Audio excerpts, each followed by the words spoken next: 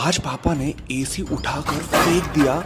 अरे पापा एसी क्यों तोड़ रहे हो? अरे एक तो इतना बिल आता और ये ठंडा भी नहीं कर पाता। अरे पापा इसके फिल्टर में देखो कितनी धूल जमी है, ठंडा कैसे करेगा? एसी खोलकर ये फिल्टर्स निकल जाते हैं और इन्हें पानी से धो सकते हैं पापा। एयर फ्लो अच्छा होने से एसी मस्त ठंडा करेगा। और साथ ही ये आउटडोर यूनिट पे देखो कितनी धूल जमी है, इसे भी क्लीन करना जरूरी है। और ऐसा शेड भी लगा रहना चाहिए वरना ये गर्मी से फट भी सकता है। बेटा पर ये हॉल का एसी तो अभी भी ठंडा नहीं कर रहा है। अरे पापा ये बस 1 टन का एसी है और अपने हॉल का साइज देखो कितना बड़ा है। इस फॉर्मूला में हॉल का साइज डालकर हम एसी का टन कैलकुलेट कर सकते हैं। और हाई एफिशिएंसी के लिए एसी को 24 डिग्रीज पे रख के उसके साथ हमेशा फैन यूज करना चाहिए। अब एसी तो ठंडा हो गया। पर आप हमारी सब्सक्राइब बटन को दबा के गर्म कर दो।